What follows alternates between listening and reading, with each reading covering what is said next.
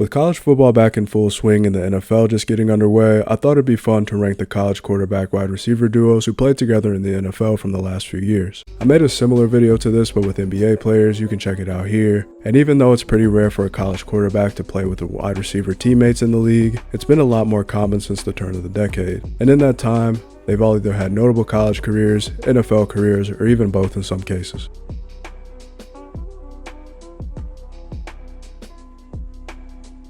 My name is Caleb, and I'm a big fan of continuity. Seeing guys who gave us memorable moments in college football get to the NFL and do the same thing there with their college teammates is a type of continuity you usually only find when creating a player in NCAA football and bringing him up to Madden.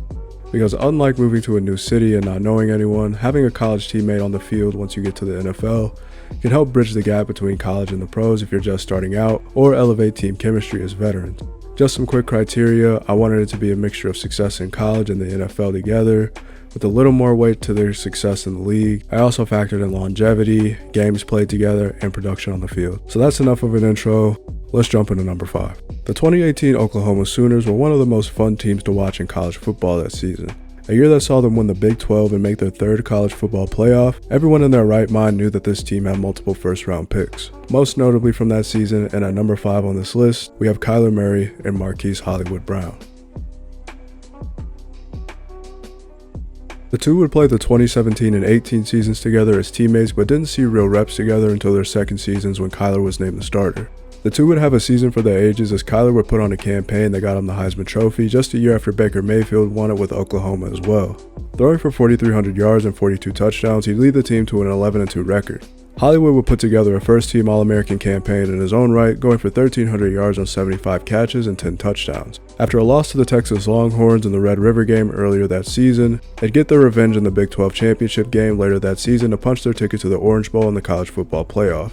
Kyler would have an amazing 379-yard, 3-touchdown game, which is probably the most iconic win of his college career. While they would fall in the semifinal game to Alabama by 11 points, there was no question that the quarterback wide receiver duo would be first-round picks a few months later. The reigning Heisman Trophy winner going first overall to the Cardinals, and Hollywood going 25th to Baltimore to be Lamar Jackson's latest target. In my opinion, Kyler has had an underrated career in Arizona, and while the win total hasn't necessarily been there yet and he's had on and off injuries over the last couple years, I still think he's going to have a solid career in the league. We all remember the fall off the Cardinals had at the end of the 21 season after starting really well, but if he can consistently start the season like he did in 2020 and 2021 and maintain that, he's going to be great. Hollywood in Baltimore wasn't bad by any means, but he did have a relatively underwhelming start to his career. He did, however, get his first 1,000-yard season in 2021 before being traded to Arizona, which reunited him with his former Sooner quarterback. In their 2 seasons together, they never really got on the same page because of injuries suffered by both of them, which is mostly why I have them at number 5 on this list. After Kyler tore his ACL in week 11 of 2022, he wouldn't return until midway through last season where he'd only play 8 games, and Hollywood would also be injured during week 6 of 2022, and he wouldn't play again until 6 weeks later, so that's even less games that they had together. All in all, not the worst tenure we've seen from a college quarterback wide receiver duo in the NFL, but considering the amount of time that they played together and the limited success that they did have, I have to keep them here at number 5 on the list. Brown will leave the Cardinals for the Chiefs after 2023, and Kyler looks to establish the Cardinals duo of the future with Marvin Harrison Jr. I think it's crazy how some of the best receivers of their eras didn't come from Power 5 schools. Randy Moss from Marshall, T.O. from Chattanooga, Jerry Rice from Mississippi Valley State, just to name a few. Davante Adams becoming one of the best receivers of the last decade while coming from a mid-major school is a testament to the talent that can come from G5 and even smaller schools, and his time with Derek Carr at Fresno State is notable, and I have them at number 4 on this list.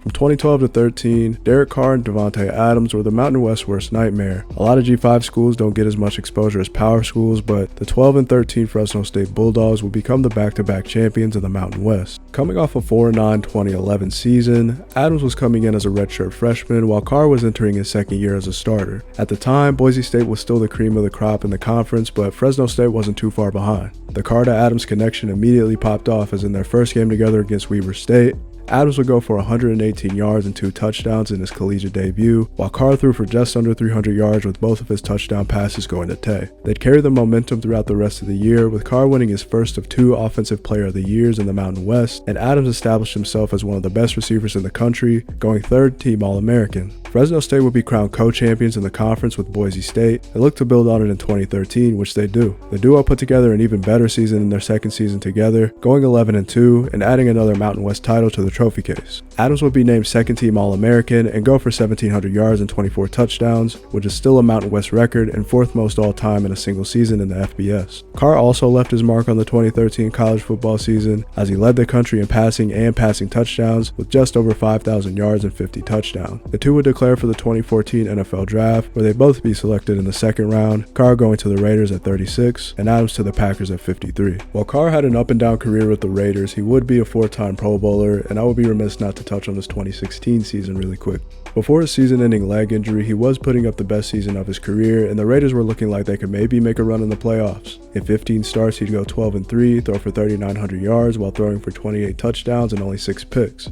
Meanwhile, Adams in Green Bay, while he started his career near the bottom of the depth chart, would progress steadily until becoming arguably the best receiver in the league and Aaron Rodgers' best target all time. He garnered a first-team All-Pro selection in 2020 and 2021, going for 1,500 yards in each season, and broke his own single-season receptions record for the Packers franchise in 2021. After not receiving an extension in 2021, Adams requested a trade. His request would be granted, and he was sent to Vegas, where he'd reunite with his college quarterback. Their first game back together was both promising and troubling, as Adams would haul in 10 catches for 141 yards and a touchdown, but Carr would also throw 3 picks and a loss to the Chargers. It'd be a sign of what was to come during the season, as it'd be as up and down of a season as anyone could possibly have. Adams would go on to have another first-team All-Pro year, putting up 1,500 yards and 14 touchdowns, while Carr, by most accounts, had an alright season statistically at least, throwing for 3,500 yards and 24 touchdowns to 14 picks. However, he would be benched after their Week 16 loss to the Steelers. He'd step away from the team entirely after that, effectively ending his time with the Raiders. Who knows with more time what the Adams and Carr duo would have looked like if they had gotten more than one season together, but with the Raiders having lost 9 games that year by a single possession, with many of them being extremely winnable, it was more than apparent that it was time to move on from Derek Carr.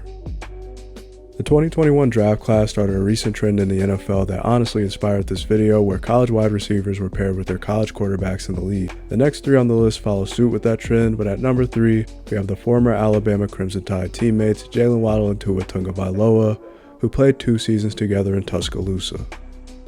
If you watched the 2018 National Championship game, you remember how Tua came in the game at halftime, led Bama to a comeback win, and established himself as a starter for the next 2 years. As a starter, he'd helped Bama get to the National Championship game again the next year before losing to the Trevor Lawrence-led Clemson Tigers. He had electric sophomore and junior seasons, where his 4,000-yard passing, 43-touchdown 2018 season would have him finish runner-up in the Heisman race, finishing second to Kyler Murray. His current Dolphin teammate Jaylen Waddle would join him in 2018, where he won SEC Freshman of the Year after hauling in 45 catches for 845 yards and 7 touchdowns as a true freshman. Because of Bama's receiver talent at the time, there weren't very many crazy statistical performances that you could point to where the duo had an iconic game, so to speak, but both of them showcased enough to ensure that they'd both be top 10 picks in their respective draft classes. Though Tua's 2019 season would be cut short due to injury, he'd forego his last year of eligibility and enter the 2020 NFL Draft, where he'd be picked 5th overall by Miami. Waddle would also leave after his junior season,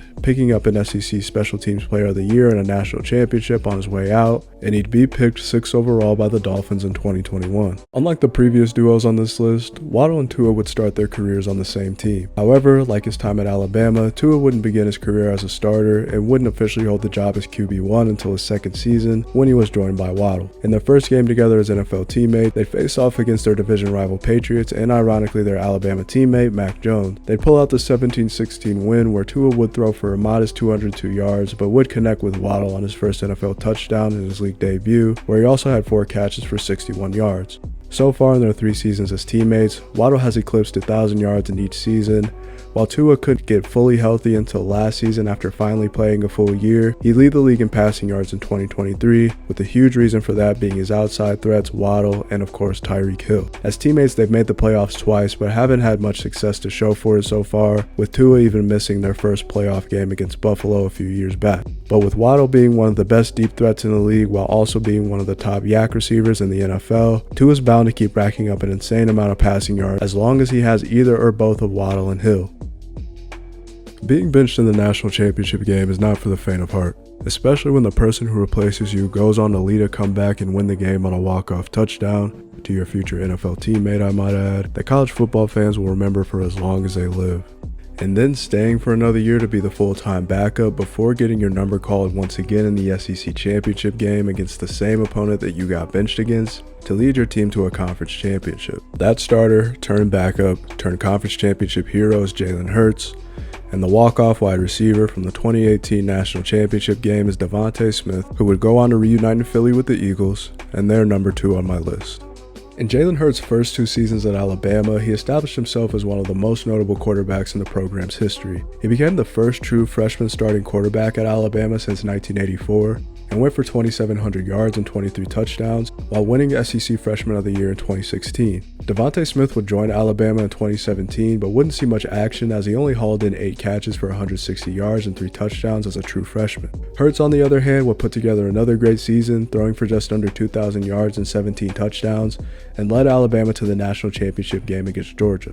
And the intro to this section, you know how that went for Hurts, but DeVonta Smith would put his name on the map with this game and catch the game-winning walk-off touchdown to cement himself in the college football history book. Smith would take a jump in his sophomore year in 2018 and see more targets, hauling in just under 700 receiving yards and 6 touchdowns, while Hurts was Tua Tagovailoa's backup. After the 2018 season, Hurts would transfer to Oklahoma and put up a near Heisman-winning campaign, while Smith continued to ascend at Alabama. Hurts would enter the 2020 NFL Draft and be selected in the second round by the Philadelphia Eagles. Meanwhile, Smith would go first-team All-SEC in 2019, but he'd have his college magnum opus in 2020 when he'd haul in 117 catches for 1,800 yards and 23 touchdowns on his way to winning the first Heisman Trophy by a wide receiver since Desmond Howard won it in 1991. He played his way into a top 10 pick and went number 10 to Philly in the first round of the 2021 NFL Draft.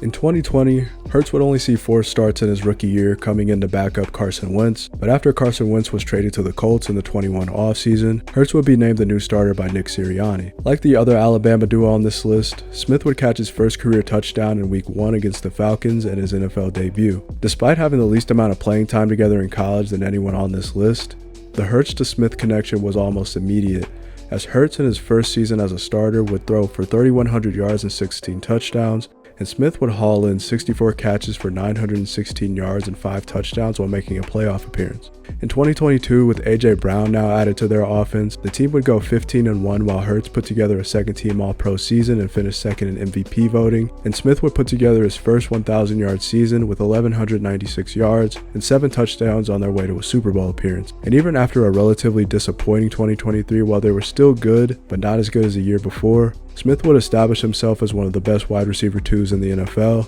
and Hurts as one of the better quarterbacks in the league. The Eagles roster over the last few seasons have been built for success, but whether or not they can get over the hump and get to another Super Bowl and win it all this time has yet to be seen. The 2019 LSU Tigers are consistently brought up as one of the best college football teams of all time. With an insane amount of NFL talent on the roster, they'd go 15-0 and win the national championship, and if you were watching them that season, it looked like they did it with ease. The first to start the 2020 draft class quarterback, 2021 draft class wide receiver duo, Joe Burrow and Jamar Chase would find themselves winning a national championship in Baton Rouge and playing for the Super Bowl just 2 years later, and for that, I have them at number 1 on this list. We know about the duo's 2019 season, and we'll get to that in a second, but I do want to touch on their lesser-known 2018 season really quickly. In Burrow's first season at LSU after transferring from Ohio State, and Jamar Chase's true freshman season, Burrow put up a solid campaign while Chase didn't see a lot of opportunity. They get a Fiesta Bowl victory over the infamous 2018 UCF team who had won 25 games in a row before that matchup, and they'd build on that in the 2019 season, where they'd play multiple iconic college football games, including their win in Austin versus Texas. Burrow would throw for 471 yards and 4 touchdowns, with 3 of them going to Justin Jefferson. Chase would have his breakout game with 8 catches for 147 yards and a 45-38 thriller that set the tone for the rest of the season. And then, of course, I gotta talk about the game against Alabama. It's not very often you get an interconference regular season matchup between the 2nd and 3rd ranked teams in the country, and the game more than delivered. There were a total of 55 NFL players in this best game and what was one of the best college football games ever played, bar none. The Burrow to Chase connection would show signs of what would come in the future, with Burrow putting up 393 yards and 3 touchdowns, while Chase brought in 6 catches for 140 yards and a touchdown in a 46-41 classic. As you probably know, Burrow will win the 2019 Heisman, and Chase will win the Biletnikoff and go first-team All-American, while leading the FBS in receiving yards. Burrow would go on to be the first pick in the 2020 NFL Draft by the Bengals, and a year later, after Jamar Chase had opted out of the 2020 college football season, would be joined by his LSU teammate with the 5th pick in the 2021 NFL Draft. With Burrow coming off of an ACL injury after a promising rookie year in 2020, the duo in their first season together as NFL teammates would put the league on notice and raise some intrigue on how good college quarterbacks paired with their wide receivers could work in the NFL. Chase in his first 7 games as a pro would set an NFL record for receiving yards with 754, coming off of an all-time rookie receiver performance against the Ravens with 201 yards and a touchdown. And he'd one up that performance with a 266-yard, 3-touchdown games against the Chiefs in Week 17, effectively cementing himself as Offensive Rookie of the Year and one of the greatest rookie receiver seasons of all time. Burrow put together a Comeback Player of the Year campaign and set the Bengals franchise record with 4,600 passing yards and 34 passing touchdowns. His magnum opus of the 2021 season came in a late season game versus the Ravens, where he threw for a career-high 525 yards and 4 touchdowns in a 20-point division win. The Bengals would grind out a 10-7 record and clinch the AFC North, and they'd get their first playoff win in over 30 years versus the Raiders in the wild card. They'd handle Tennessee in the divisional round and walk into Kansas City to defeat the Chiefs and get to the franchise's 2nd ever Super Bowl. Though they lose to the Rams, their immediate success together and potential longevity has Burrow and Chase number 1 on my list.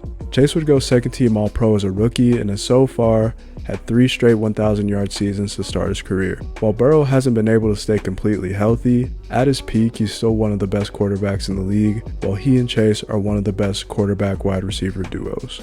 I'm sure we'll have more college quarterback wide receiver duos in the NFL in the near future because when it worked, it seems to work pretty well, especially when you have a system put in place for these players to succeed. But this was just a fun video to make to celebrate the start of college football and NFL seasons, and I'm happy it's football season. So my name is Caleb. If you want to support the channel, please like and subscribe, and I'll catch you on the next one.